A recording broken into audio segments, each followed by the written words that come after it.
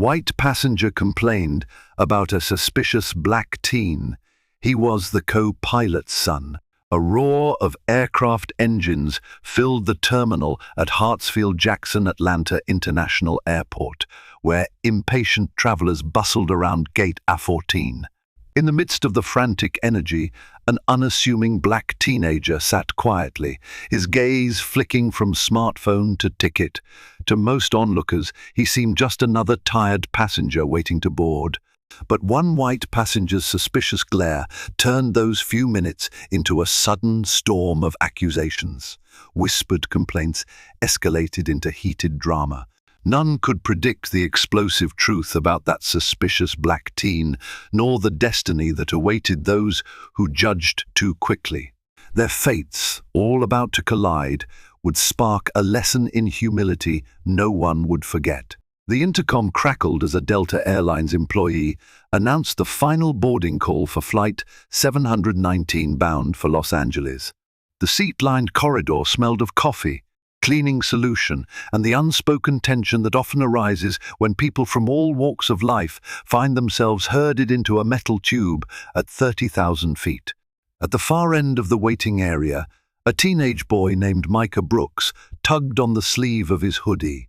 His father, Captain Donovan Brooks, a respected co-pilot for Delta, had arranged for Micah to travel on a standby ticket from Atlanta to visit his grandparents in Los Angeles. Micah felt grateful for the opportunity, though he'd spent most of the morning reminding himself to keep a low-profile co-pilot's son or not. Airlines were notoriously strict about who got on and who didn't when flights were overbooked. Micah was tall for 14, with a serious gaze that belied his age. He glanced around, trying to figure out who else might be waiting to board. The gates were teeming with people, families wrangling toddlers, business travelers speaking rapidly into phones, a smattering of college students slumped in chairs, exhausted from finals week. The staff behind the counter were calling the last rows, urging people to line up. By the windows, an older white man with a clipped mustache peered at Micah, eyes narrowed beneath wire-rimmed glasses. The man didn't look away when Micah made brief eye contact. Instead, the man's stare sharpened, as though memorizing every detail of Micah's face. The teen glanced away, unsettled. He'd encountered suspicious looks before, but rarely this direct, this intense. Micah chalked it up to the usual silent prejudices and tried to ignore it. A gentle beep sounded from the gate kiosk as the agent scanned boarding passes. Passengers rushed forward in waves, hoping to stow their bags and claim overhead space. Micah got in line, tugging the strap of his worn backpack a little tighter. Anxiety bubbled in his stomach. If there wasn't room for a standby passenger, he might have to wait hours for another flight. Just then, a text popped up on Micah's phone. "Dad, good luck, kiddo. See you soon. I'll try to meet you at LAX if I can." A flicker of warmth spread through Micah's chest, pushing away some of the unease. A co-pilot's son didn't get many free weekends, but Donovan Brooks had insisted that Micah visit his grandparents. If all went well, they'd see each other soon, albeit briefly, before Donovan left on another connecting flight. When Micah reached the ticket scanner, the gate agent hesitated, squinting at the seat assignment. "Stand by. Let's see. We do have an open seat, 14B, she said with a smile, handing Micah his boarding pass. "You're all set. Have a good flight." Relief washed over him as he headed down the jet bridge. He'd made it on. He just hoped that seat 14B wouldn't be next to someone who'd mind traveling next to a teenager. In general, Micah was quiet and polite, but you never knew how strangers would react. He stepped inside the aircraft's cabin, a swirl of people crowding the aisles, jockeying for the overhead bins. Flight attendants directed traffic, urging passengers to take their seats quickly. Micah found 14B nestled between two seats, unfortunately, the dreaded middle seat. He carefully placed his backpack beneath the seat in front and sat down, exhaling softly. He noticed the older man with the moustache was settling into 14A, the window seat. Micah's heart sank. It was the same individual who'd been giving him that penetrating stare in the gate area. The tension in the air felt palpable, but Micah turned away, trying to focus on the small personal TV screen embedded in the seat ahead. He put in his earbuds, hoping to ward off any awkward conversation. Yet, from the corner of his vision, he could see the man's sideways glances. Something about it felt off. Even as people squeezed down the aisle, bumping into shoulders and exchanging polite apologies, the man looked at Micah with open suspicion. "Are you traveling alone?" the man asked after a minute, his tone stiff. Micah felt compelled to keep his answer brief. "Yes. Where are your parents?" Micah paused, meeting the man's gaze. "My dad's working another flight," he replied quietly. He left out the detail that his father was a co-pilot for Delta. Something told him that might not help. The man's stare only intensified. Eventually, he turned his attention out the window, muttering something under his breath.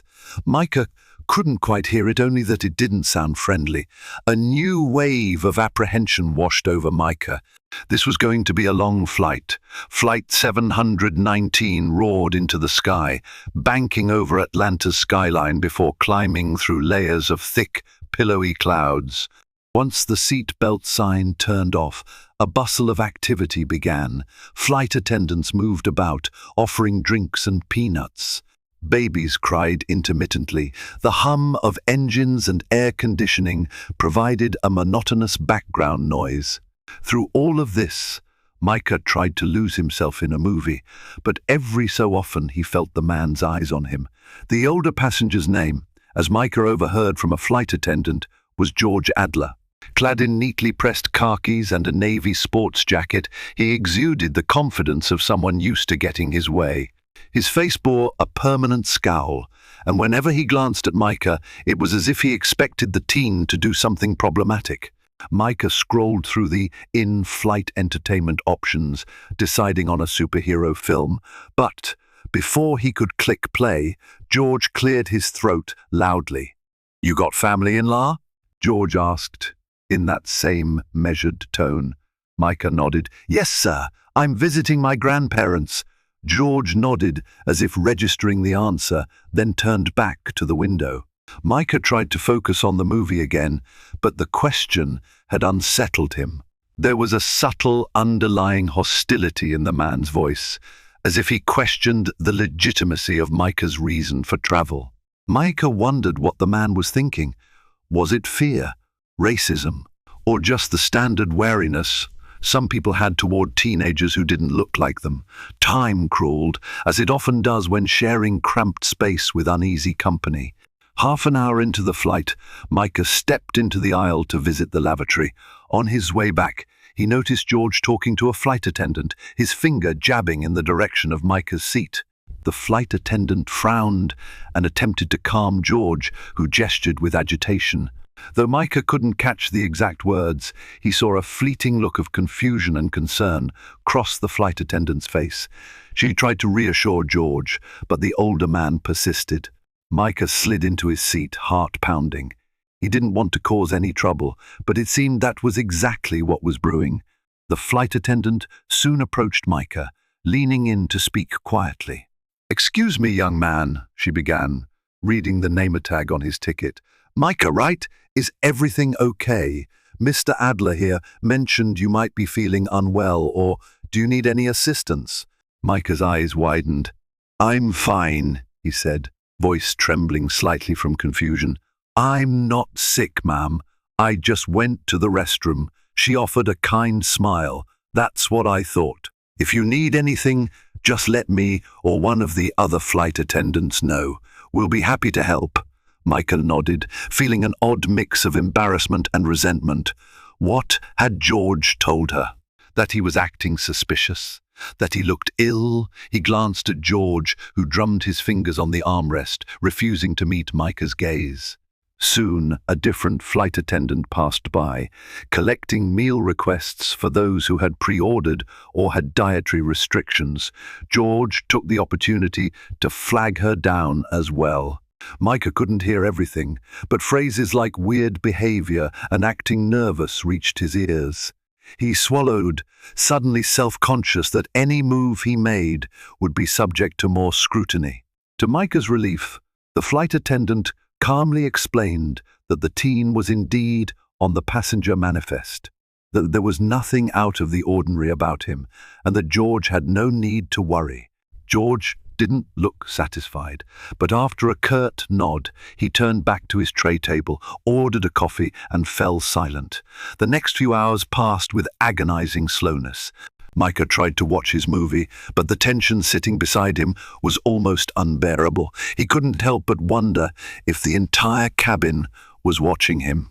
Each time a flight attendant passed, Micah felt a surge of anxiety, worried they'd be delivering another baseless complaint. He tried to keep to himself, consciously avoiding any sudden movements, though the thought of having to tiptoe around another passenger's prejudices made him simmer with quiet anger. Halfway through the flight, the pilot made an announcement over the intercom. "Good afternoon, ladies and gentlemen. This is Captain Russell speaking. Just to let you know, we've got clear skies ahead with a little bit of turbulence over the Rockies. We'll be arriving in Los Angeles right on schedule. Please sit back, relax, and enjoy the rest of your flight." Micah's chest tightened with pride at the mention of flight operations. He couldn't wait to tell his dad about every detail. He wanted to be a pilot himself one day, just like Donovan Brooks.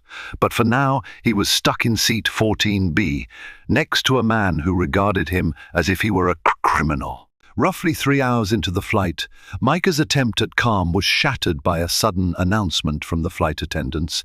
"If there is a doctor or medical personnel on board, please make yourself known to the cabin crew." The call for a doctor caused a stir. Heads turned, voices murmured. Micah craned his neck, trying to see if someone had fallen ill. The flight attendant hurried to row 22, where an older woman was slumped against her seat, breathing shallowly.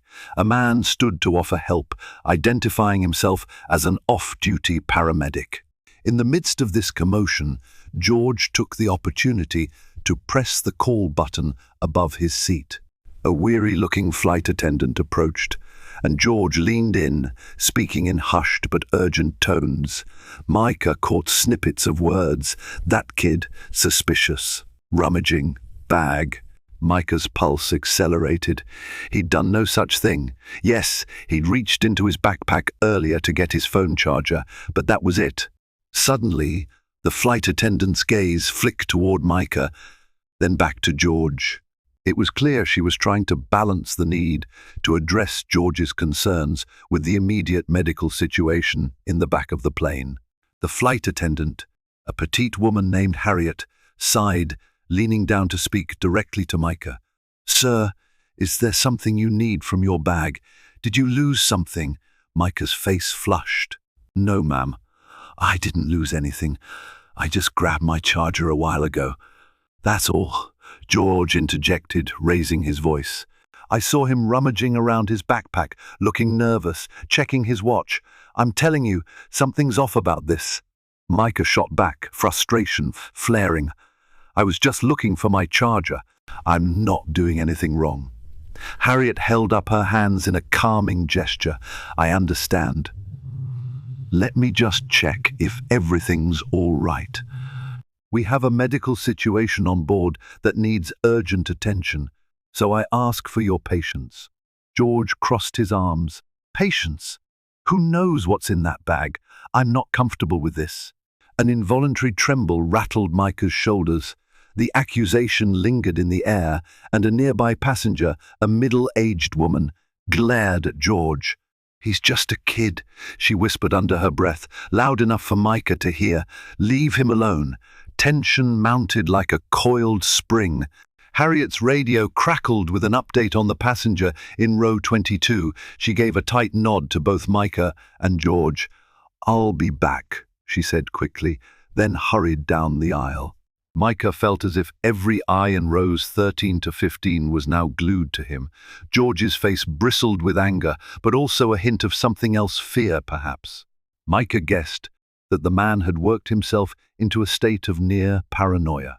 The teenager forced himself to take a deep breath, remembering his father's repeated instructions: never argue with passengers on a plane. Stay calm, comply with the crew, and let them handle the situation. But the throbbing in his chest was overwhelming. A few minutes later, Harriet returned, accompanied by another flight attendant and the senior cabin crew manager. Micah's heart thumped painfully. He worried he was about to be publicly searched, humiliated in front of the entire cabin. But Harriet's voice was firm yet reassuring. "Mr. Adler, Mr. Brooks, what seems to be the issue here?" George wasted no time in pointing an accusatory finger at Micah. "He's been acting strangely the whole flight. I'm concerned he might be a threat or carrying something dangerous." The cabin manager's gaze flicked to Micah. "Son, is there anything you want to show us from your backpack? We want to make sure everyone is comfortable." Micah swallowed hard. The last thing he wanted was to hand over his backpack, but the alternative was to appear uncooperative, and that could escalate things further. Slowly, he tugged the backpack from beneath the seat and unzipped it, pulling out a phone charger, a paperback novel, and a bag of chips. The cabin manager glanced through the interior briefly, found nothing unusual, then handed it back with an apologetic smile. "Everything seems in order," she said, turning to George. "Mr. Adler, we have no evidence of wrongdoing. This passenger has every right to be on the flight. I assure you he's cleared security and is traveling under a valid ticket." George's expression wavered. For a moment, it looked as if he might apologize, but instead he huffed, turning to stare out the window. Harriet gave Micah's shoulder a supportive pat before walking away.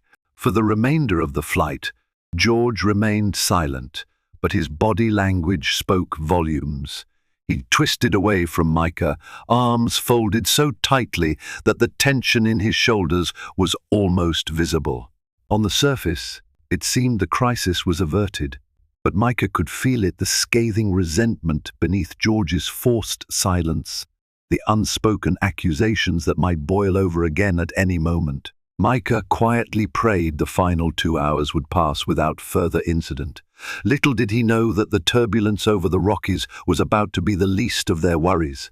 As the aircraft reached the airspace over the Rocky Mountains, mild turbulence rocked the cabin. Seat belt signs lit up, and flight attendants temporarily ceased beverage service, instructing passengers to remain seated. The rocking motion felt relentless. Overhead bins rattled, and the engine noise seemed to intensify. Micah clutched his armrest, noticing that even George looked uneasy now, gripping his seat with whitened knuckles. Yet, the turbulence outside paled in comparison to the tension inside row 14.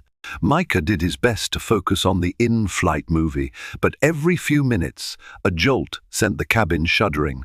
He'd grown somewhat used to mild turbulence, having flown standby with his dad a dozen times before.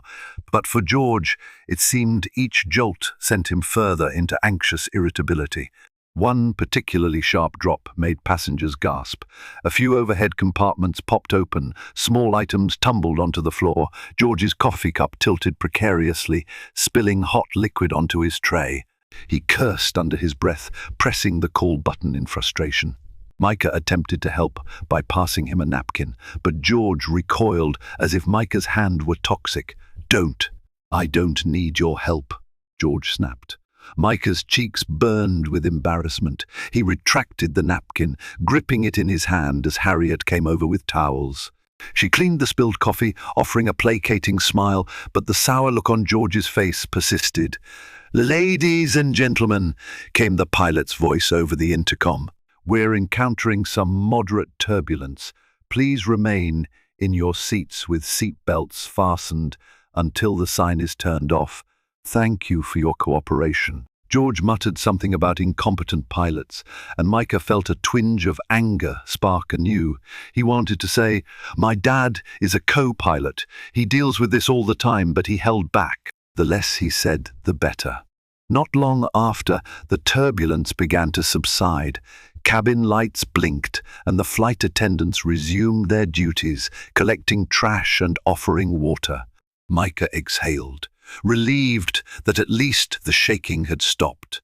Then, as if orchestrated by fate, Harriet stepped up to the row with a bright smile. "Compliments of the flight deck," she said, handing Micah a small note. Micah's eyes widened. "A note from the pilots?" He opened it carefully and read the short message scrawled in neat handwriting. "Hey kiddo, heard you made it on. Flight's rough, but we'll get you home safely, Dad." His heart soared. Donovan Brooks must have radioed the cabin or passed the note through a flight attendant friend. Micah smiled, momentarily forgetting the tension with George. He folded the note and tucked it into his hoodie's pocket, feeling a surge of pride. His dad was somewhere up there, in the cockpit, ensuring this plane soared above the clouds, turbulence and all. George watched the exchange with narrowed eyes. "Who gave you that?" he demanded once Harriet moved on. Micah shrugged. He couldn't resist a small jolt of triumph. "It's from the flight deck," he replied gently. George's suspicion returned full force. "And why would they be giving you notes?" Micah swallowed, weighing whether to keep quiet or speak up. He chose a measured approach. "My father is one of the co-pilots. He's operating this flight. He must have asked them to pass me a message." George stared, his expression a mix of disbelief and discomfort. It was as if the revelation challenged every assumption he had made about Micah. "Your father is the co-pilot," he repeated slowly, the words tasting bitter in his mouth. "That's right," Micah said, mustering confidence he didn't fully feel. George turned away, face taut with conflicting emotions. For a moment, the only sounds were the humming of engines and the soft murmur of other passengers. Then George let out a derisive chuckle. "Well, that's something." Micah didn't know how to respond, so he let the silence stretch. Despite the vindication, part of him still trembled with anger and hurt. Why should it matter who his father was? Why did he need a pilot's lineage to legitimize his right to occupy a seat on the plane?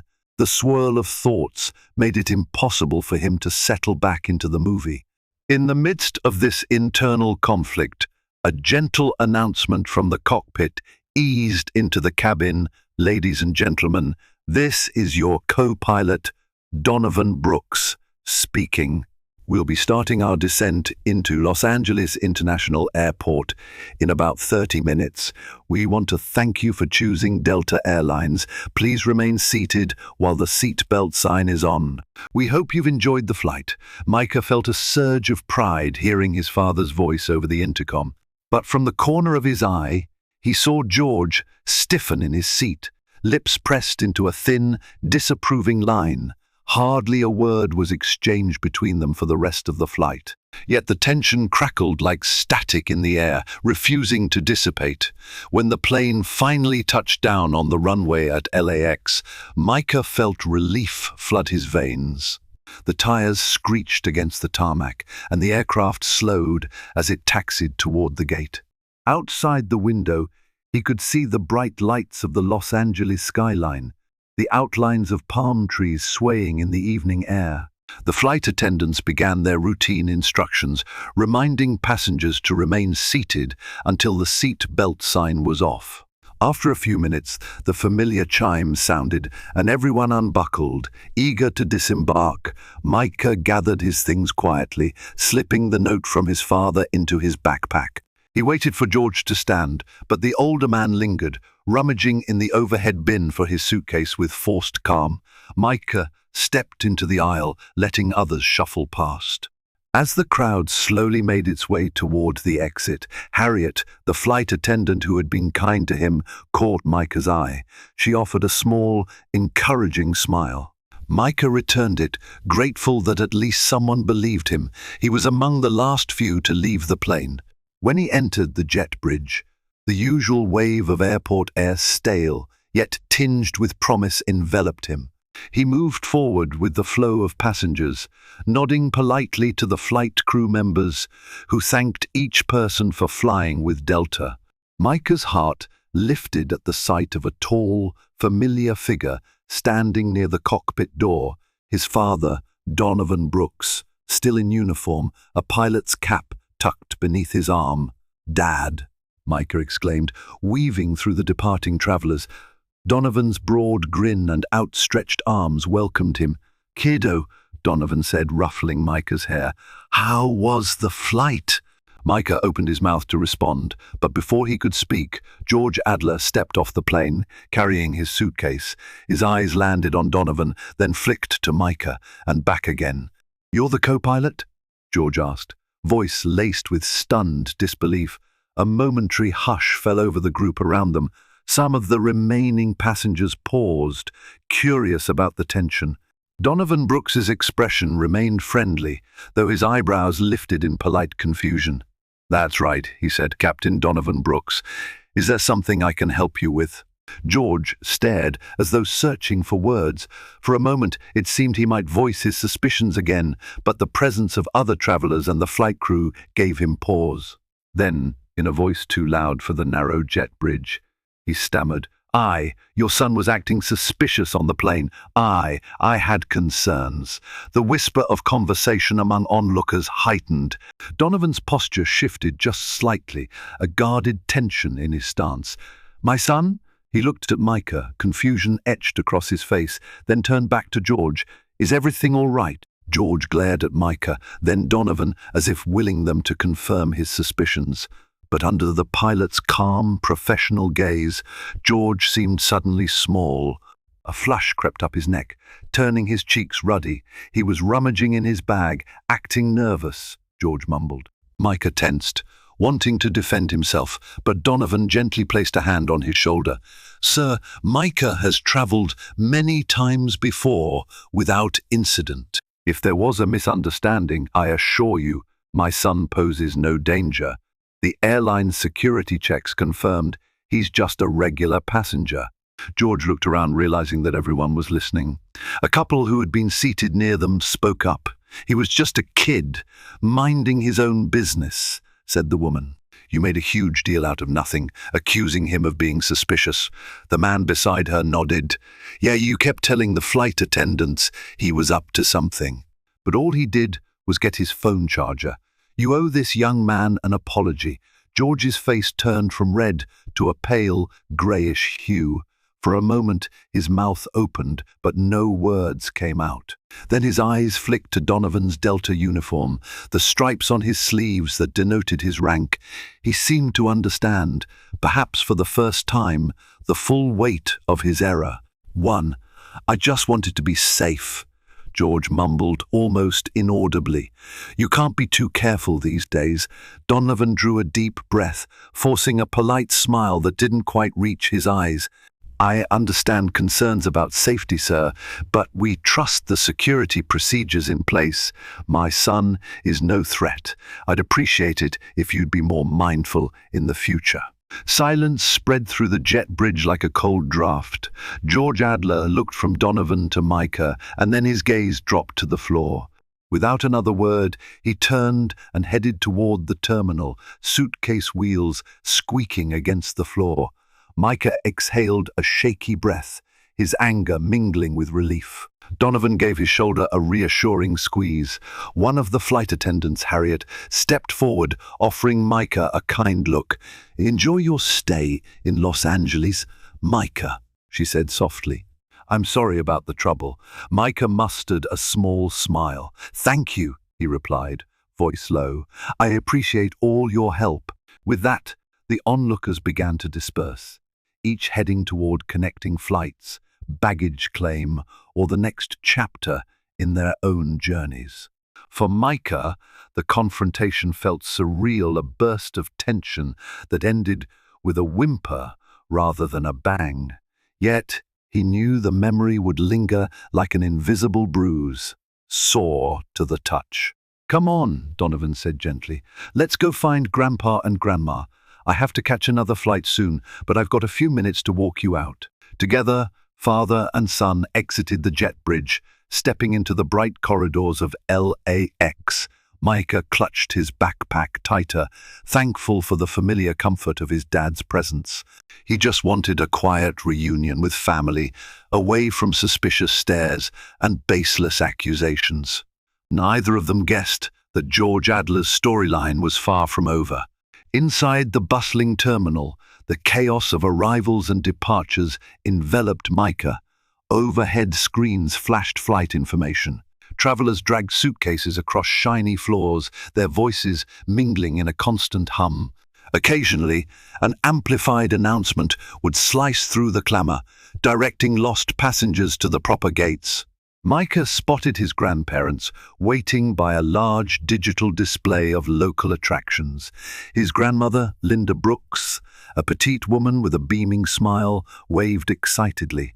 His grandfather, Daniel Brooks, stood beside her, wearing a Dodgers cap and a proud grin. They rushed forward, arms outstretched. "Micah, baby, welcome to LA," Linda exclaimed, pulling him into a warm hug that smelled of lavender perfume. "Grandson," Daniel added, patting his shoulder. "Great to see you." Micah grinned, the tension of the past few hours slipping away at the warmth of their embrace. "I missed you guys," he admitted, taking in the familiar comfort of their presence. Donovan stepped forward, exchanging quick greetings with his parents. "I've only got a few minutes before I need to report to the next flight," he said, sounding regretful. "But I wanted to make sure Micah got to you safely." Linda's eyebrows knitted in concern. "We heard the flight had some turbulence. Everything all right?" Micah hesitated, unsure whether to share the drama that had unfolded with George. Donovan gave him a subtle nod, silently supporting whatever Micah chose to disclose. So Micah described a condensed version: the suspicious looks, the baseless accusations, the final confrontation in the jet bridge. His grandparents' expressions shifted from shock to anger and back to sympathy. Linda pressed a hand to her chest. "Oh, honey, I'm sorry you had to deal with that." Daniel scowled. "Some people will jump at any excuse to assume the worst." "Shame on him," Micah shrugged, trying to appear nonchalant. "It's fine, I just want to forget about it." Donovan sighed, placing a reassuring hand on Micah's shoulder. "We're proud of you for keeping your cool," he said. Then, checking his watch, he gave a quick grimace. "I need to head off now or I'll be late. Mom, Dad, you'll take good care of him, right?" Linda gave him a mock offended look. "Don't we always? Go on, Donovan. Fly safe." They parted ways with brief hugs and promises to catch up properly once Donovan's schedule allowed. Micah followed his grandparents toward the baggage claim area. Even though he only had his backpack, he was eager to escape the airport environment and get some real rest. Despite his efforts to move on, he couldn't shake the uneasy feeling that lingered after George's accusations. It felt like a stain on what should have been a routine flight. Only time would reveal how deeply those events would resonate. That evening, the Brooks family settled at home. Micah unpacked, while Linda prepared a celebratory meal. They chatted about school, future plans, and the fun tourist spots they'd visit over the weekend. By nightfall, Micah felt more at peace, though the memory of George Adler still pricked at the back of his mind. Across the city, in a corporate hotel near downtown Los Angeles, George Adler stared at his laptop screen in frustration. His connecting flight home had been cancelled due to mechanical issues, forcing him to spend the night, but that inconvenience was the least of his worries.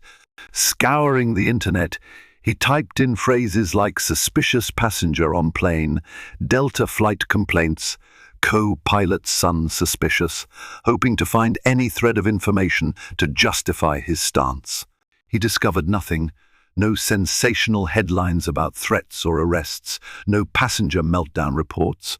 All evidence pointed to the reality that George had overreacted. In the recesses of his mind, an uncomfortable awareness nagged him. Maybe he had acted irrationally. Maybe he had singled out a teenage boy based solely on prejudice. But George refused to yield to such guilt easily. Restless, he closed his laptop and rubbed his temples. At nearly midnight, the city lights glowed through the window, mocking his turmoil. This wasn't the first time George's snap judgments had triggered conflict, but it was the first time he'd been proven so blatantly wrong in such a public setting. He could still see the look on Donovan Brooks's face, the subtle disappointment and anger beneath the pilot's professional facade. George Adler had always prided himself on being a cautious traveler, but something about that teenage boy, so quiet yet watchful, had ignited a primal sense of paranoia in him. Exhausted, George finally climbed into bed, wondering how to salvage his pride. Yet the next morning would bring an unexpected twist, forcing George to confront the consequences of his actions in a very public spotlight. The morning sun spilled through the hotel window, illuminating George's bleary eyes as he scrolled through his phone. He had a habit of checking news and social media upon waking, but what he saw nearly made him drop the device. A trending headline caught his eye. Passenger accuses black teen of suspicious behavior. Teen turns out to be co-pilot's son. The article, on a widely read travel news blog, described the entire incident in detail. While it didn't name George Adler specifically, it provided enough details: a white, middle-aged passenger, seat row proximity, the father's identity for anyone who was on that flight to make the connection. George's heart pounded as he read the text. A witness reports that the teen remained calm, despite being repeatedly questioned and accused. The teen eventually revealed his father was serving as the co-pilot on the same flight. Flight attendants confirmed the passenger's suspicions were unfounded and that the teen had done nothing but retrieve a phone charger from his backpack. A wave of dread washed over him. This was exactly what he had feared: a public shaming. He glanced at the comment section, brimming with indignant voices. What's wrong with people? A kid can't even travel without harassment. This passenger must be paranoid or racist, or both. Kudos to that teen for staying calm. George winced, feeling the condemnation weigh on him. Though not named, he recognized how thoroughly the internet had labeled him the suspicious passenger. He struggled to rationalize his fears, but the more he read, the more guilt spread through him like a slow-acting poison. Meanwhile, in a cozy Los Angeles suburb, Micah woke up feeling more rested than he had in weeks. Linda Brooks had prepared his favorite breakfast pancakes with fresh strawberries. As they sat around the table, Linda's phone buzzed with a notification. It was her neighbor, Rosa, who had forwarded a link to the same news story. Surprised, Linda and Daniel read the article with mounting astonishment. They wrote about what happened on the plane, Linda exclaimed, her voice a mix of anger and relief. They didn't mention your name, Micah, but clearly it's about you. Daniel frowned. Social media can be powerful. I'm glad your side of the story is being told, but I don't want you thrust into some viral spotlight either. Micah's stomach churned with a mix of anxiety and vindication. He hadn't asked for any publicity, but if it meant exposing unfair treatment, maybe it would serve as a lesson. I hope Dad doesn't get in trouble, he said softly, worrying that the airline might frown upon the story. Linda smiled reassuringly. Donovan did nothing wrong. I'm sure the airline will support him. This is about a passenger's behavior, not flight crew conduct. Sure enough, Donovan called during his layover, having caught wind of the viral article. Son, are you okay? His voice crackled through the phone. This story is picking up traction online. Micah assured him he was fine, just a bit shaken by all the attention. Donovan paused before saying, the airline is aware of it, but there's no official statement. They won't release personal details about you or the passenger. Still, it's become a topic at the crew lounge. Everyone is talking about how proud they are of you for staying calm. Micah felt a surge of warmth. I just did what you always told me to. Dad, stay calm. Follow instructions. Don't argue, Donovan chuckled. Smart kid. I'll see you tonight, hopefully. Take care, and stay off social media for a bit if it gets overwhelming. After the call, Micah set down the phone. He had planned to visit the beach with his grandparents, catch a movie, and just enjoy the weekend. But a buzz of adrenaline now coursed through him. The entire world, or at least a significant corner of the internet, knew about his ordeal in row 14. He hoped it wouldn't snowball into harassment or paparazzi intrusion. He just wanted normalcy. Across the city, George Adler wrestled with a different fear: exposure. His cancelled flight was now rescheduled for later that afternoon, but he felt cornered, anxious that someone at the airport might recognize him. He imagined reporters swarming him at the gate, accusing him of racism. The mere thought made his palms sweat. In a hasty bid to defend himself, George typed out a lengthy comment on the news blog. I was on that flight, and I had genuine concerns for passenger safety. In today's world, we cannot be too careful. My intention was not to racially profile anyone, but as soon as he posted it, the replies flooded in. Your comment is exactly why we have these problems. Sure, concerns for safety. That's just coded language for prejudice. Unconscious bias is real. Own up to it. The barrage of criticism made George slam his laptop shut in frustration. He stared at his reflection in the dark screen, wondering if maybe, just maybe, he had truly crossed a line he couldn't simply talk his way out of. By late afternoon, George Adler had gathered his things and taken a rideshare back to LAX to catch his new flight. Every step into the terminal felt laden with dread. He kept his head down, checking his phone for updates. His hands trembled as he retrieved his boarding pass from a kiosk. As he made his way to security, he noticed how the TSA agents glanced at each passenger. For a fleeting moment, he imagined they might pull him aside, echoing the same suspicion he'd directed at Micah. The irony made his stomach churn. He passed through the metal detectors without incident, though the guilt weighed more heavily than any contraband ever could.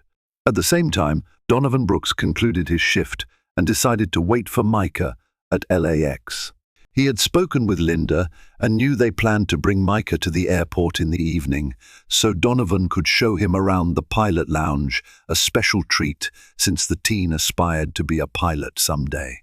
Micah, Linda, and Daniel arrived, each smiling brightly at the chance to see Donovan off before his next route. As they walked toward the restricted crew area, Donovan waved them over, a proud grin lighting up his face. I pulled a few strings, he said, and got special clearance for you to peek into the cockpit of one of the grounded planes, Micah. Micah's eyes widened with excitement. Really? Thank you, Dad. They traversed the airport corridors, guided by Donovan's badge access. Linda and Daniel hung back as Donovan and Micah neared a gate with a plane scheduled to depart in an hour. The flight crew was performing routine checks, so Donovan led Micah up the jet bridge, introduced him to a friendly captain, and escorted him into the cockpit.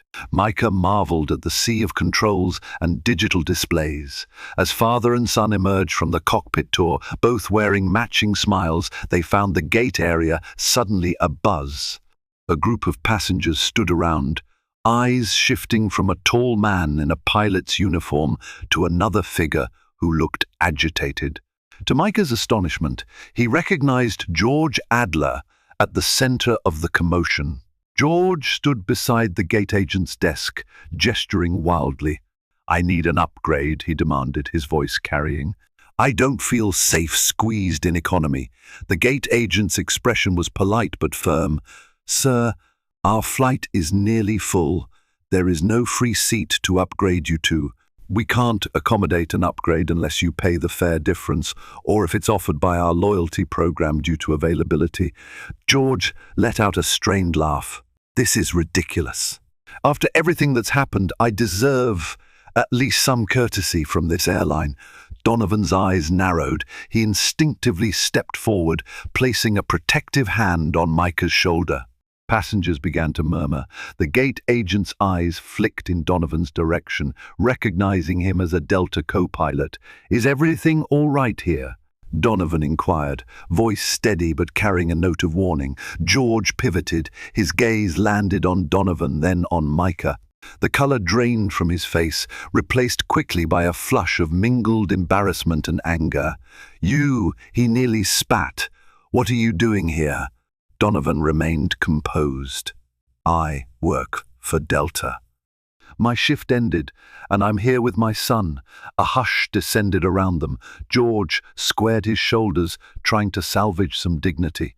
"I'm just trying to get an upgrade because of an uncomfortable situation." A sudden hush fell, broken only by the beeping of the gate agent's computer.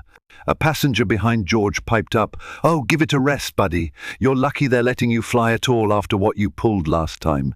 George's face twisted with indignation. He turned on the passenger, about to launch a retort, but Donovan intervened calmly. "Sir, you have a boarding pass. You'll get where you're going. Why not just take your seat?" Unable to formulate a convincing argument, George gritted his teeth, shooting Donovan and Micah a resentful glare before storming off toward a row of empty seats in the waiting area. The gate agent exhaled, shaking her head at Donovan in a silent thank you. Then she returned to processing the final passengers' boarding passes. Micah stood rooted to the spot, replaying the surreal encounter in his mind. It felt like a bizarre twist of fate that they'd run into George again. Linda and Daniel, who had been watching from a short distance, hurried over. "Is that the same man from the flight?" Linda asked, voice hushed. Micah nodded, heart pounding. Donovan, mindful of the onlookers, guided them a few steps away from the gate. "We should let it go," he said. "This is turning into a spectacle." But fate had other plans. Moments later, a uniformed Delta supervisor approached the cluster of travelers. Anxious eyes darted between George and Donovan. Word had spread about the viral story. Some recognized Donovan from the flight. Others recognized George's face from the shared photos. The supervisor cleared his throat. "Mr. Adler?" he asked, addressing George with professional courtesy. George stood up, shoulders tight. "Yes, we've been notified of your request for an upgrade. We cannot accommodate that request at this time. However, if you're uncomfortable flying with us, we can put you on a different flight." George scowled, glancing around. He must have realized how this looked like a reprimand. Yet pride spurred him on. "I have an important meeting," he hissed. "I need to be on this flight, and I want an upgrade due to the harassment I endured from the staff." Donovan couldn't help it. He took a single step forward. "Harassment from staff? You caused a scene with my son, a minor, accusing him of all sorts of nonsense. The airline is simply following protocol." George trembled with righteous fury. "I felt threatened." Donovan's voice resonated with quiet authority. "Your feelings don't justify accusing a child who did nothing wrong. This airline doesn't reward baseless claims with free upgrades." A murmur of approval rippled through the onlookers. Realizing he was outnumbered, George let out a frustrated huff and snatched his boarding pass from the gate agent's desk. "Fine, I'll sit in economy," he snapped, turning on his heel. As he stormed away, it struck Micah that no matter how many times George might cross their path, he seemed incapable of genuine remorse. Perhaps it would take a far more potent dose of reality for him to confront his prejudice, for now Micah was grateful the airline was sticking up for the truth. The following day, Micah and his grandparents toured the beaches of Santa Monica, soaking in the sun and trying to push the airport drama from their minds. Micah forced a smile, wanting to enjoy the sea breeze and the vibrant street performers. But in quiet moments, he replayed George Adler's disdainful stare, the humiliating rummage through his backpack, and the final confrontation at LAX. Little did he know that across the country, George's world was unraveling. The video from the flight recorded surreptitiously by a nearby passenger had finally gone viral. Footage showed George complaining to flight attendants, pointing an accusatory finger at Micah, and Harriet calmly verifying Micah's backpack. When the story broke, George's neighbors and co-workers recognized him, and soon the local news picked up the story. Neighbors withdrew friendly invitations. A co-worker posted on social media that the office's environment had grown tense because of George's sudden notoriety. Messages flooded his phone, some condemning, others from old acquaintances urging him to apologize publicly. The final blow came when he received an email from his boss, requesting an urgent meeting. George arrived at the corporate office in his best suit, sweaty palms betraying his nerves. The HR director and his boss waited in a conference room with serious expressions.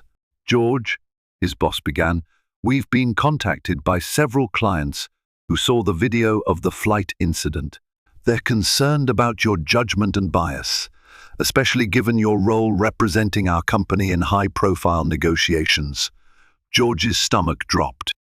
It was a misunderstanding," he tried to explain, voice wavering. "I truly believed there was a threat." The HR director pursed her lips. "We understand flight anxiety is real, but the racial overtones of your accusations have cast a negative light on our organization.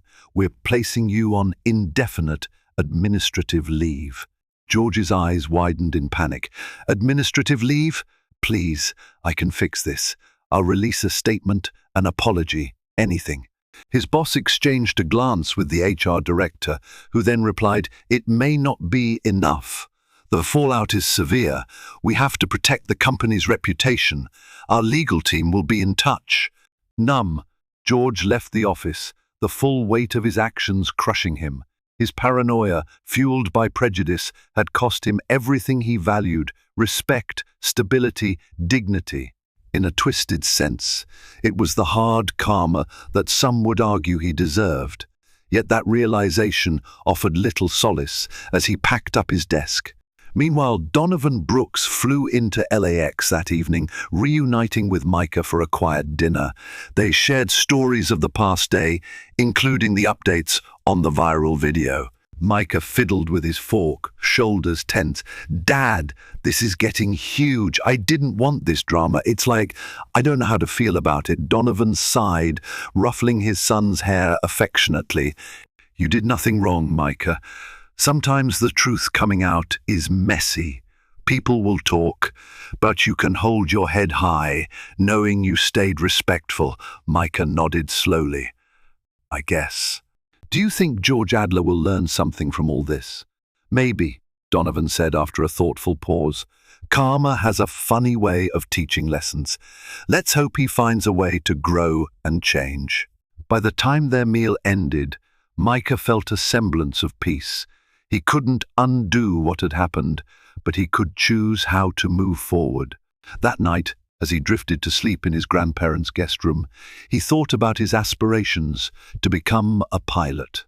There would be more flights in his future, more time in airports, and inevitably more encounters with all sorts of people, but he resolved to never let fear or prejudice sway his path. Though hard lessons were learned and tensions ran high, one truth prevailed: judging someone by prejudice harms both sides.